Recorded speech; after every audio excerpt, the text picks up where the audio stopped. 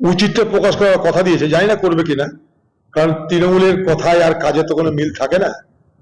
তাই শিক্ষকদের সকলেরই একান্ত দাবি যে যোগ্য অযোগ্যদের তালিকা প্রকাশ করা হোক, কারণ যোগ্য অযোগ্যদের তালিকা এসএসসি শিক্ষা পর্ষদ সবাই জানে। সততা দেখিয়ে সেই তালিকাটা প্রকাশ করা হোক, তাহলে অন্তত কিছুটা পাপের স্খলন হবে, কিছুটা পাপ কমবে বলে মনে করি এই সরকারের। 26,000 চাকরি বাতিল, যোগ্যদের তালিকা আজকে কি প্রকাশ করবে এসএসসি? এইরকম একটা আশ্বাস শিক্ষামন্ত্রীর তরফ থেকে পাওয়া গেছিল প্রায় 2.5 ঘন্টার বৈঠকের পর। সন্ধ্যে 6টা নাগাদ যোগ্যদের নামের তালিকা প্রকাশ করতে পারে স্কুল সার্ভিস কমিশন, এই সম্ভাবনার কথা জানা যাচ্ছে। এই তালিকা প্রকাশের আশ্বাস খোদ শিক্ষামন্ত্রী দিয়েছিলেন। এই যে ছবি আপনারা দেখছেন, এটা হচ্ছে আচার্য সদনের সামনে যারা চাকরি হারারা এবং যারা যোগ্য বলে নিজেদের দাবি করছেন তারা বসে রয়েছেন। কার্যত একটা কমিশনের ওপর চাপ তৈরির চেষ্টা তারা করছেন এবং তাদের দাবি 22 লক্ষ ওএমআর থেকে শুরু করে যোগ্য অযোগ্য পৃথকীকরণের তালিকা, সেইটা এসএসসি যতক্ষণ না প্রকাশ করবে তারা বসে থাকবেন। আমি সরাসরি সেখানে আপনাদের নিয়ে যাব। পার্থপ্রতিম ঘোষ আমাদের প্রতিনিধি রয়েছেন। কতটা তারা আশাবাদী পার্থ যে একেবারে ওএমআর শিট 22 লক্ষ সেটা প্রকাশ করবে এসএসসি এবং যোগ্যদের তালিকাও আজকে প্রকাশ করবে তারা? দেখো, একেবারে প্রথমে ছবিটা দেখাবো যাদের এই সময় সোমবার আর একেবারে কাজের দিনে স্কুলে থাকার কথা, তারা কিন্তু রাস্তায় তাদের চাকরি হারিয়েছেন, চাকরি হারিয়ে তারা রাস্তায় নেমেছেন। কতটা আশাবাদী এবং কি কি চাইছেন তারা, তাদের কাছ থেকে জেনে নেবো। আর কতটা আশাবাদী আজকে এসএসসির আজকে তালিকা প্রকাশ করবে? আমরা বলেছিলাম এটা করতে, যে 21 তারিখে যাই হোক উনি লিস্ট দেবেন। আমরা আশাবাদী, আমরা এরপর আস্থা রাখছি এসএসসির ওপর, আমরা আশা ভরসা দুটোই রাখছি।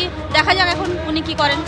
তারা আশা রাখছেন, কারণ আশায় এখন বসে রয়েছেন, কিন্তু তারা বলছেন যে তালিকা প্রকাশ হবে সেই তালিকা যেন একেবারে সঠিকভাবে সেই তালিকা প্রকাশিত হয়, এবং সেই তালিকা সঠিকভাবে প্রকাশিত না হলে তারা কিন্তু রাস্তাতেই থাকবেন।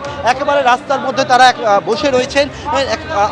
আজকে এসএসসি একটা তালিকা প্রকাশ করতে চলেছে বলে জানতে পারছি। কতটা আশাবাদী এবং কোন দাবি এবং কতক্ষণই বা থাকবে? এসএসসি বলেছেন যে আজকে সন্ধ্যে 6টার সময় একটা লিস্ট পাবলিশ করবে from first counselling to third counselling.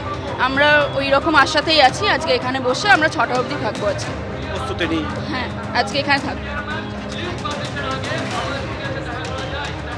কি বলবো, ভাগ্যের পরিহাস সেটা। আর এসএসসি যদি তালিকা প্রকাশ করে তো খুবই ভালো। এখন দেখা যাক কি করেন, এখন ওনাদের হাতেই তো সব।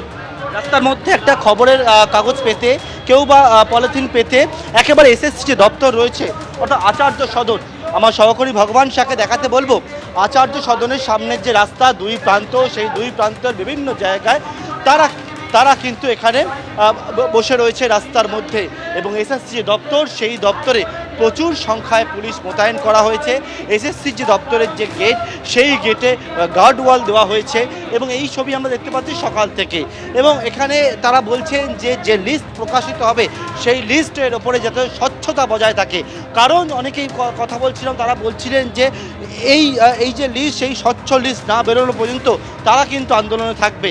যে কথা বলছিলাম, এসএসসি দপ্তরের যে দপ্তর দেখতে পাচ্ছ, দপ্তরে ঢোকার যে গেট, সেই গেট একেবারে এখানে যে গেট রয়েছে তার সামনে একের পর এক গার্ড ওয়াল, তার সঙ্গে বাঁশ দিয়ে বেঁধে একেবারে এসএসসি অফিসটাকে দুর্গে পরিণত করে সম্পূর্ণভাবে রাখা হয়েছে।